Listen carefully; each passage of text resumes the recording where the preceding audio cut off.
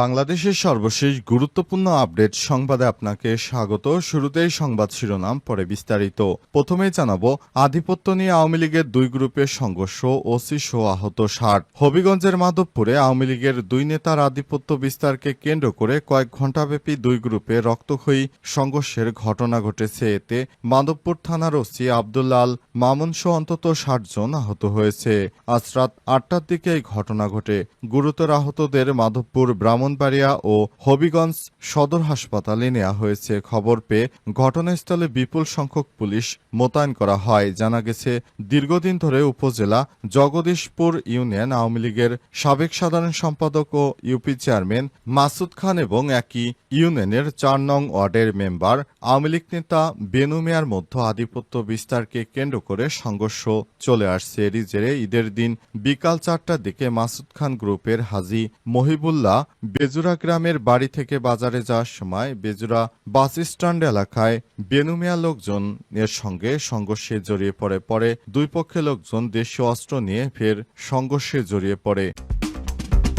জানাবো, এক শর্তে ইরানে হামলা বন্ধ করবে ইসরায়েল। ইরানের বিরুদ্ধে কঠোর হুঁশিয়ারি দিয়েছে ইসরায়েল। দেশটি জানিয়েছে, এক শর্তে ইরানে হামলা বন্ধ হবে। শর্ত না মানলে হামলা অব্যাহত রাখার কথাও জানিয়েছে দেশটি। আজ আল জাজিরার এক প্রতিবেদনে এই তথ্য জানানো হয়েছে। ইসরায়েলের প্রতিরক্ষা মন্ত্রী ইসরায়েল কার্তোস বলেছেন, যদি হিজবুল্লাহকে নিরস্ত্র না করা হয় তবে ইসরায়েল লেবাননে হামলা চালিয়ে যাবে। এরপর জানাবো, পারমাণবিক কর্মসূচি নিয়ে বড় ঘোষণা ইরানের। পারমাণবিক প্রযুক্তি পূর্ণ সক্ষমতা অর্জনের ঘোষণা দিয়েছে ইরান। এই অগ্রগতিকে কৌশলগত ও ক্ষমতায়নকারী অর্জন হিসেবে উল্লেখ করেছে দেশটির পরমাণু শক্তি সংস্থা প্রধান মোহাম্মদ এসলামি। আজ এক বিবৃতিতে সংবাদ মাধ্যম মেহের নিউজ এজেন্সি তাদের প্রকাশিত এক প্রতিবেদনে এই তথ্য নিশ্চিত করে। এদিকে নেতানিয়াহু এবং ইসরায়েল এখন বিশ্ব দৃষ্টিতে বিতর্কিত, বলছে জরিপ। ফিলিস্তিনের অবরুদ্ধ গাজা উপত্যকায় ইসরায়েলি সেনাদের চালানো নির্বিচারে হত্যাযজ্ঞের পর বিশ্বব্যাপী ইসরায়েল ও প্রধানমন্ত্রী বেঞ্জামিন নেতানিয়াহুর প্রতি নেতিবাচক দৃষ্টিভঙ্গি চোখে পড়ার মতো পড়েছে। আর এই চিত্র উঠে এসেছে যুক্তরাষ্ট্র ভিত্তিক গবেষণা প্রতিষ্ঠান পিউ রিসার্চ সেন্টারের সাম্প্রতিক এক জরিপে। জানাবো, ফিলিস্তিনকে স্বীকৃতি দেয়া থেকে সরে এলো পশ্চিমা দুই দেশ। ফিলিস্তিনকে স্বীকৃতি দেয়া থেকে সরে এসেছে যুক্তরাজ্য, ফ্রান্স। তারা জানিয়েছে, আগামী ১৭ থেকে ২০ জুন নিউ ইয়র্কে অনুষ্ঠিত আন্তর্জাতিক সম্মেলনে ফিলিস্তিনকে রাষ্ট্র হিসেবে স্বীকৃতি দেওয়ার পূর্ব প্রস্তাবিত পরিকল্পনা বাতিল করেছে তারা। কূটনৈতিক কর্মকর্তারা বিষয়টি নিশ্চিত করেছে। আজ মিডল ইস্ট আয়ের এক প্রতিবেদনে এই তথ্য জানানো হয়েছে। প্রিয় দর্শক, এতক্ষণ শুনছিলেন সংবাদ শিরোনাম, এবারে বিস্তারিত। তবে তার আগে বন্ধুরা, অনুরোধ থাকবে এই সংবাদটিতে একটি লাইক দিন। এই চ্যানেলে আপনি নতুন হয়ে থাকলে আমাদের সংবাদটি দেখতে দেখতে চ্যানেলটি সাবস্ক্রাইব করে রাখুন। কমেন্ট করে বন্ধুরা আপনার মূল্যবান মতামত জানিয়ে দিন আপনি বিশ্বের কোন দেশ থেকে বা বাংলাদেশের কোন স্থান থেকে আমাদের সংবাদটি দেখছেন, কমেন্ট করে জানিয়ে দিন। এবারে বিস্তারিত। আধিপত্য নিয়ে আওয়ামী লীগের দুই গ্রুপের সংঘর্ষ, ওসি সহ আহত ৬০। হবিগঞ্জের মাধবপুরে আওয়ামী লীগের দুই নেতার আধিপত্য বিস্তারকে কেন্দ্র করে কয়েক ঘণ্টাব্যাপী দুই গ্রুপে রক্তক্ষয়ী সংঘর্ষের ঘটনা ঘটেছে। এতে মাধবপুর থানার ওসি আব্দুল্লাহ আল মামুন সহ অন্তত ৬০ জন আহত হয়েছে। আজ রাত ৮টার দিকে এই ঘটনা ঘটে।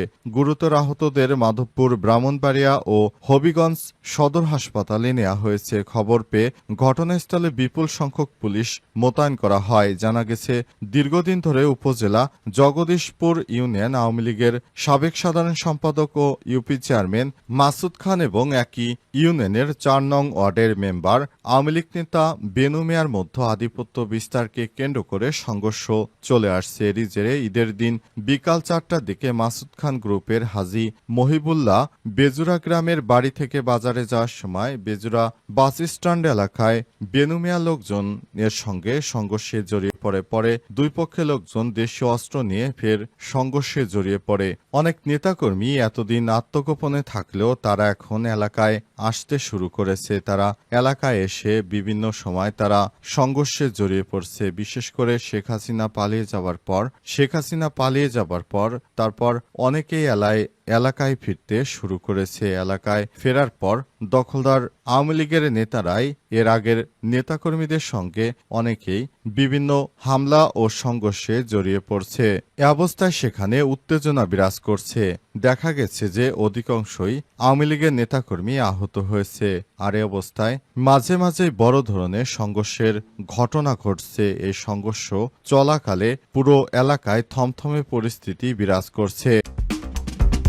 পারমাণবিক কর্মসূচি নিয়ে বড় ঘোষণা ইরানের। পারমাণবিক প্রযুক্তিতে পূর্ণ সক্ষমতা অর্জনের ঘোষণা দিয়েছে ইরান। ইরানের এই অগ্রগতি সত্যি প্রশংসার দাবি রাখে, কারণ দখলদার ইসরায়েলি বাহিনীকে একমাত্র ইরানই শায়েস্তা করতে পারে। ইরান তাদের পারমাণবিক কর্মসূচি নিয়ে বড় ঘোষণা দিয়েছে। তারা যুক্তরাষ্ট্র সহ পশ্চিমারা যত নিষেধাজ্ঞা আরোপ করুক না কেন, ইরান তাদের পারমাণবিক কর্মসূচি অব্যাহত রাখবে। তারা সেগুলো তৈরি করেই ফেলবে, কারণ ইরান চায় তাদের জনগণের স্বার্থকে রক্ষা করতে, আর পশ্চিমারা চায় ইরানের কাছে সমস্ত পারমাণবিক জ্বালানি বিক্রি করে তারপর সেগুলো তারা প্রফিট করুক। কিন্তু ইরান সেটি কখনোই হতে দেবে না। তাই ইরান বড় ঘোষণা দিয়েছে তারা তাদের পারমাণবিক সক্ষমতা অর্জনের প্রায় দ্বারপ্রান্তে রয়েছে। এখন কোনোভাবেই দখলদার ইসরায়েলি বাহিনী কিংবা যুক্তরাষ্ট্র ইরানকে আর পিছু টানতে পারবে না। দখলদার ইসরায়েলি বাহিনীকে কোনোভাবেই আর ছাড় দেওয়া হবে না। ইরানের পক্ষ থেকে বারবার এই হুঁশিয়ারি দেওয়া হয়েছে। দখলদার একশোতে ইরানে হামলা বন্ধ করবে ইসরায়েল। ইরানের বিরুদ্ধে কঠোর হুঁশিয়ারি দিয়েছে ইসরায়েল। দেশটি জানিয়েছে একশোতে ইরানে হামলা বন্ধ করা হবে। সত্য না মানলে হামলা অব্যাহত রাখার কথাও জানিয়েছে দেশটি। আজ আল জাজিরার এক প্রতিবেদনে এই তথ্য জানানো হয়েছে। ইসরায়েলের প্রতিরক্ষামন্ত্রী ইসরায়েল কার্টোস বলেছেন, যদি হিজবুল্লাহকে নিরস্ত্র করা হয় তবে ইসরায়েল লেবাননে হামলা চালিয়ে যাবে। তিনি আরও বলেছেন, ইসরায়েলের নিরাপত্তা নিশ্চিত না হলে বৈরুতে শান্তি আসবে না, লেবাননে কোনো শৃঙ্খলা ও স্থিতিশীলতা থাকবে না। আজ এক বিবৃতিতে কার্টোস আরও বলেছেন, চুক্তি মেনে চলতে হবে। প্রয়োজনীয় পদক্ষেপ না নিলে আমরা আরও শক্তিশালী অভিযান চালিয়ে যাব। এর আগে বৃহস্পতিবার রাতে ইসরায়েলি সেনাবাহিনী বৈরুতের দক্ষিণ উপশহরে ব্যাপক বিমান হামলা চালিয়েছে। ঈদুল আজহা উপলক্ষে ছুটির ঠিক আগে রাতে এই হামলায় এলাকা ছেড়ে পালিয়ে যেতে বাধ্য হয় বহু বাসিন্দা। হামলার মাত্র 1 ঘন্টা আগে ইসরায়েলি বাহিনী জোরপূর্বক সরিয়ে নেওয়ার নির্দেশ দেয়। ইসরায়েল দাবি করে এই হামলাগুলো হিজবুল্লাহর ড্রোন কারখানা এর উপর চালানো হয়েছে, যদিও তারা কোনো প্রমাণ উপস্থাপন করেনি। তাদের মতে হিজবুল্লাহ পরবর্তী যুদ্ধে ব্যবহারের জন্য ড্রোন উৎপাদন বৃদ্ধি করছে, যা গত নভেম্বরে সংগঠিত যুদ্ধবিরতির শর্ত লঙ্ঘন। লেবাননের রাষ্ট্রীয় বার্তা সংস্থা জানিয়েছে, ইসরায়েলি যুদ্ধবিমান প্রায় 1 ডজন হামলা চালিয়েছে। হিজবুল্লাহর এক বিবৃতিতে জানায়, প্রাথমিকভাবে 9টি ভবন সম্পূর্ণ ধ্বংস হয়েছে, আরও বহু ভবন ক্ষতিগ্রস্ত হয়েছে। তবে হিজবুল্লাহর এই অভিযোগ অস্বীকার করে বলেছে, যেখানে কোনো ড্রোন উৎপাদন কেন্দ্র ছিল না।